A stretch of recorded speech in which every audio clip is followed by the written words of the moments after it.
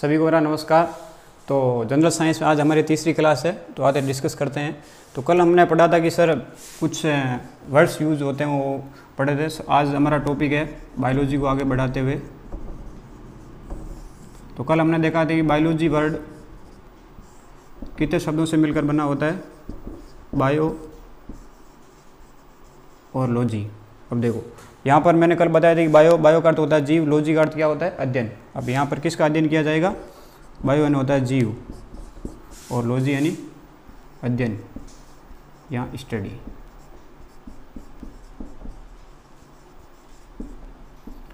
थोड़ा रिवीजन कर लेते हैं। कल का जो टॉपिक था उसको आज इसके साथ रिलेट करते हैं ताकि आगे पढ़ने में हमें कोई दिक्कत नहीं हो। बायोलॉजी स्टार्ट की है और जनरल साइंस में सबसे पहले देखा कि साइंस कितने प्रकार की होती है। तो हमने देखा था कि सर साइंस कितने प्रकार की होती है, सभी लोग मेरे साथ बोलेंगे। एक होती है फिजिक्स यानी भौतिक विज्ञान, जिसमें किसका अध्ययन किया जाता है, इलेक्ट्रिसिटी, प्रेशर, दाब आदि का अध्ययन किया जाता है। दूसरी होती है केमिस्ट्री, क्या होती है, केमिस्ट्री, सभी लोग मेरे साथ बोलेंगे, इसको बोलते हैं रसायन विज्ञान। और तीसरी होती है बायोलॉजी, जिसमें जीव और पादपों का अध्ययन किया जाता है। तो इन तीनों में से आज हम सबसे पहले देखेंगे बायोलॉजी। अब बायोलॉजी यहाँ पर मैंने बताया कि कितने शब्दों से मिलकर बनी होती है। बायोलॉजी हमेशा दो शब्दों से मिलकर बनी होती है, एक होता है बायो और दूसरा होती है लॉजी। क्या होती है, लॉजी, ठीक है। अब देखो बायो का अर्थ होता है जीव।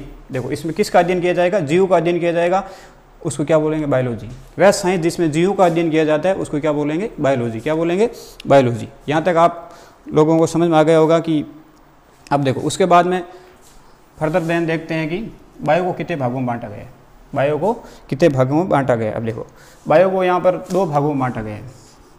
सबसे पहले देखा कि साइंस कितने भागों में, तीन भागों में। अब देखते हैं कि बायोलॉजी जिसमें जीव और पादपों का अध्ययन किया जाएगा, जीवों और पादपों का अध्ययन किया जाएगा। अब उसके बाद में देखते हैं कि सर बायो को कितने भागों में बांटा गया, एक बांटा गया जूलॉजी। अब देखो मैंने आपको कल लिखाया था जू का अर्थ क्या होता है, सभी लोग बोलो जू का अर्थ क्या होता है। अब देखो उसके बाद में आता है बोटनी, दूसरी साइंस कौन सी आती है, जूलॉजी। देखो जू यानी क्या होता है, जंतु, क्या होता है, जंतु। अब देखो लॉजी का अर्थ क्या होता है, स्टडी यानी अध्ययन। अब देखो कल जो वर्ड लिखे हैं वो यहाँ पर आज काम आ रहे हैं कि नहीं आ रहे हैं। कल मैंने बोला था कि ये सारे वर्ड आगे जब हम साइंस को धीरे धीरे आगे बढ़ाएंगे तभी आपको वर्ड आगे काम आ जाएंगे ताकि साइंस आसानी से पढ़ी जा सकती है। देखो जूलॉजी जिसमें जीवों का अध्ययन किया जाएगा उसको क्या बोलेंगे, जूलॉजी बोले, जीवों का अध्ययन, स्टडी ऑफ जू, ठीक है, जीवों का अध्ययन। अब देखो इसमें बॉटनी का अर्थ होता है पादप, क्या होता है, पादप, जिसमें पादपों का अध्ययन किया जाएगा। अब देखो मैंने पहली क्लास में आपको बताया था कि फादर ऑफ बॉटनी कौन है, तो आप सभी लोगों ने पढ़ लिया होगा कि फादर ऑफ बॉटनी कौन है। सबसे पहले यहाँ पर क्वेश्चन आता है, जो पटवार वगैरह जो पुलिस वगैरह एग्जाम होते हैं उसमें वो पूछते हैं कि फादर ऑफ बायोलॉजी यानी जीव विज्ञान के पिता कौन है। तो कौन है, सभी लोग बोलो कौन है, अरस्तु। कौन है, अरस्तु। अब देखो उसके बाद में अब देखो यहाँ पर क्वेश्चन बनेगा सर जूलॉजी किसका पार्ट है, बायोलॉजी का पार्ट है, और बॉटनी भी किसका पार्ट है, बायोलॉजी का पार्ट है। तो अब देखो यहाँ पर भी क्वेश्चन बनेगा कि फादर ऑफ किसका, जूलॉजी। तो ये भी कौन है, हमारे अरस्तु। अब देखो अब अरस्तु से रुका नहीं जाएगा या रुका नहीं गया कि अब देखो साइंस में सबसे पहले बायोलॉजी का अध्ययन करना बहुत जरूरी है। बायोलॉजी में भी किसका अध्ययन करना जरूरी है, जूलॉजी। उसके बाद में क्वेश्चन आता है कि सर बॉटनी के फादर ऑफ बॉटनी कौन है, थियोक्रप्टस। कौन है, थियोफ्रस्टस, थियोफ्रस्टस। अब देखो फादर ऑफ बायोलॉजी अरस्तु, फादर ऑफ जूलॉजी कौन है, अरस्तु। अब देखो उसके बाद में आता है दूसरा क्वेश्चन, फादर ऑफ बॉटनी, इसके कौन है, थियोफ्रस्टस। कौन है, थियोफ्रस्टस।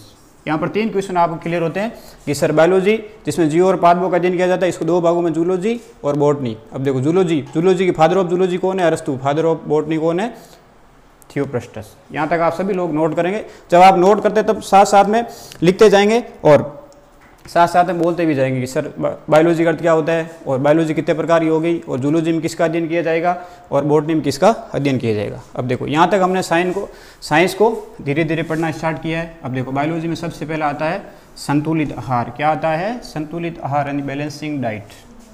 हमारे दैनिक जीवन में हम सबसे पहले या हमारे शरीर में सबसे किसकी आवश्यकता होती है, संतुलित आहार होना बहुत ज़रूरी है। संतुलित आहार, संतुलित आहार यानी बैलेंसिंग डाइट। अब देखो सबसे पहले आता है कि सर संतुलित आहार ठीक है हमने ले लिया, नहीं लेंगे तो क्या होगा, नहीं लेंगे तो हमारे शरीर में रूखापन आ जाएगा, शरीर में रूखापन, जैसा कि त्वचा का सूखना, जैसा कि होठों का फटना, होठों का फटना, बालों का झड़ना, ये सब किसकी कमी के कारण होता है, बैलेंसिंग डाइट नहीं होने के कारण।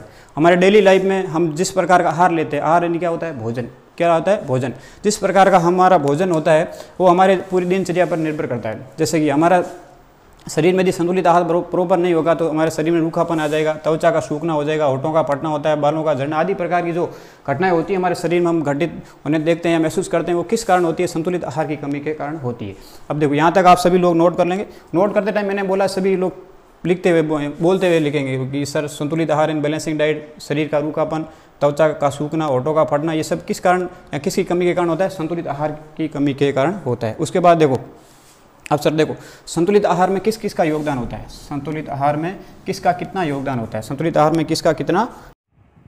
बायोलॉजी में हमारा सबसे पहला टॉपिक आता है, कौन सा टॉपिक आता है, संतुलित आहार यानी बैलेंसिंग डाइट। अब देखो बैलेंसिंग डाइट किसको बोलेंगे, हम जो डेली लाइफ में तो भोजन ग्रहण करते हैं उसमें किस चीज़ का कितना योगदान देता है। सबसे पहले आता है कि जो सब्जियां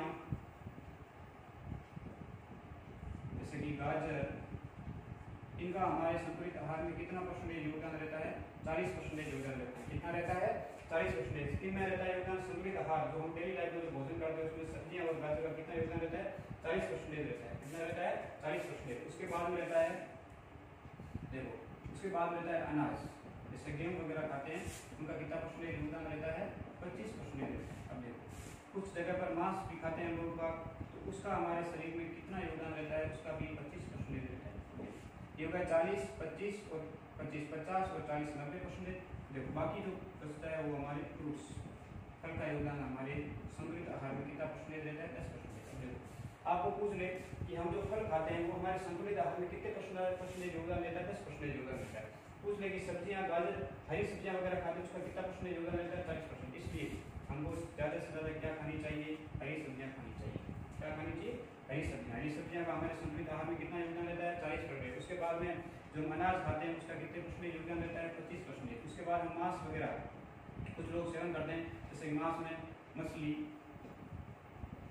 अंडा वगैरह, इनका योगदान रहता है, कितना % रहता है, 25%। उसके बाद में फल, फ्रूट्स का हमारे शरीर में कितना योगदान रहता है, 10%।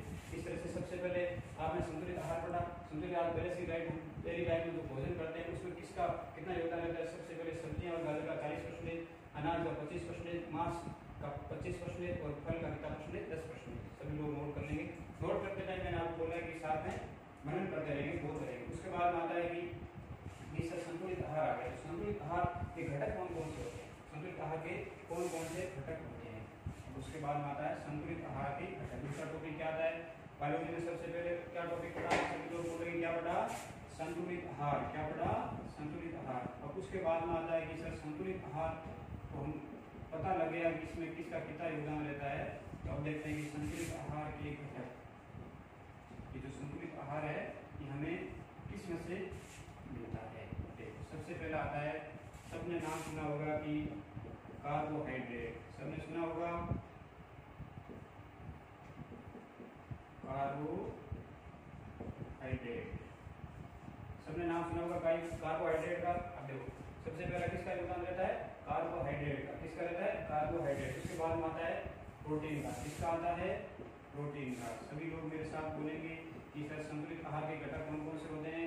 पहला घटक होता है कार्बोहाइड्रेट, दूसरा घटक होता है प्रोटीन, अब देखो तीसरा घटक आता है वसा। क्या होता है, वसा, जिससे हमें क्या बोलते हैं, फैट बोलते हैं। क्या बोलते हैं, फैट। चौथा किसका योगदान रहता है, सभी लोग बोलेंगे किसका योगदान रहता है, विटामिन का। किसका, विटामिन का। देखा पांचवा किसका योगदान रहता है, खनिज या मिनरल्स। किसका, खनिज या मिनरल्स।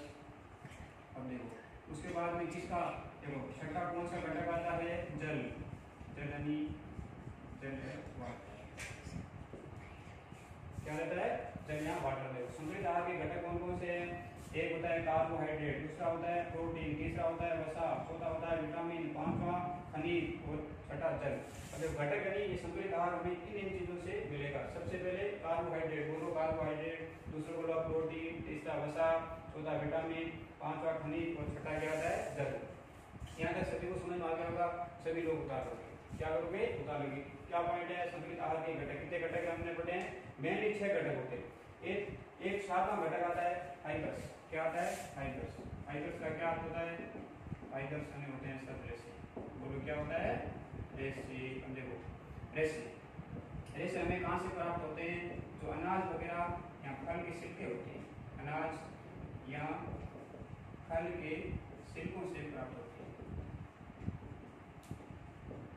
एक दलिया खाते हैं उससे भी हमें रेशे प्राप्त होते हैं, ठीक है। घटक पढ़ लिया। सातवां घटक कौन सा है, फाइबर्स। फाइबर्स यानी रेशे, रेशे कहाँ से प्राप्त होते हैं, अनाज या फल के जो छिलके होते हैं, उस दलिया खाते हैं वहां से हमें ये प्राप्त होता है। कार्य क्या करता है, इसका मेनली कार्य क्या होता है, हमारे शरीर में कभी कभी कब्ज हो जाती है, क्या हो जाती है, कब्ज, कब्ज को कम करता है,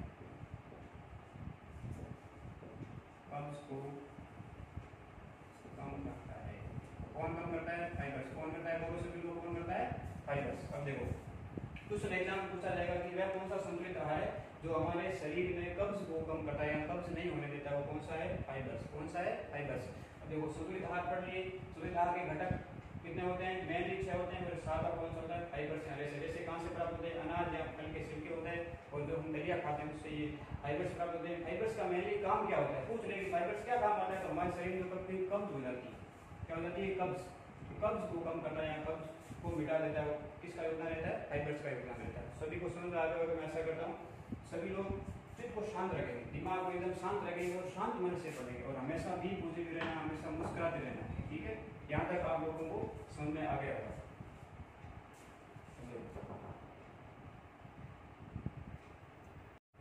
संतुलित आहार के घटक कौन कौन से होते हैं, कार्बोहाइड्रेट, प्रोटीन, वसा, विटामिन, खनिज और जल। और सातवां कौन सा, फाइबर, रेशे। इनका योगदान क्या रहता है, कब्ज को कम करता है। क्वेश्चन पूछा जाएगा कौन सा संतुलित आहार है जो हमारे कब्ज को क्या करता है, कम करता है। तो इस तरह से ये जो हमारी आज की क्लास में यही रखते हैं। तो मैं आशा करता हूँ कि आपको ये चीज़ें जो मैं पढ़ा रहा हूँ वो ईजी वे में समझ में आ रही होगी। तो कल हमने जो कुछ वर्ड्स दिखाए थे उनको हम क्यों रिविजन कर लेते हैं। मैं जैसे कि मैं बोल रहा हूँ पीछे आप मेरे साथ बोलोगे कि सर लेफ्ट कार्ड क्या होता है, लेफ्ट कार्ड क्या होता है, दूध। और लिथो कार्ड क्या होता है, पत्थर। क्या होता है, पत्थर।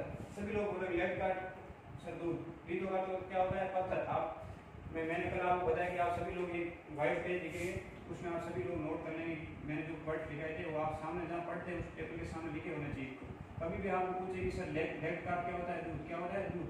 और लिथो कार्ड क्या होता है, मैंने कल दूध से बता दिया कि सबसे पहले बता दिया कि दरार नहीं। लिथो कार्ड क्या होता है, पत्थर। क्या होता है, पत्थर। अब देखो लेफ्ट कार्ड क्या होता है, दूध। सभी लोग बोले लेफ्ट कार्ड क्या होता है, दूध। लिथो कार्ड क्या होता है, पत्थर। क्या होता है, पत्थर। उसके बाद पेट्रोन क्या होता है, चट्टान।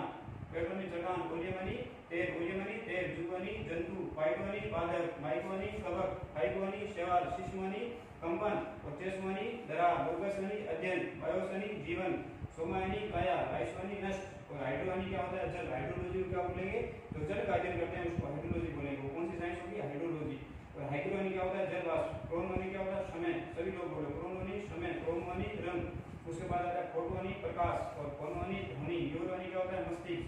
नेरोवनी क्या होता है, गुर्दे। त्रयोवनी क्या होता है, निम्नता। फाइवनी क्या होता है, उच्चता। और मोनोवनी क्या होता है, दाब या बेरो, ठीक है। उसके बाद आता है एनिमनी एयर, वायु। उसके बाद आता है फोबिया, किसी चीज से डर लगेगा उसको क्या बोलेंगे, फोबिया। क्या बोलेंगे, फोबिया। क्या बोलेंगे, फोबिया। किसी भी चीज से आपको डर लगता है उसको क्या बोलेंगे, फोबिया। बोलो क्या बोलेंगे, फोबिया।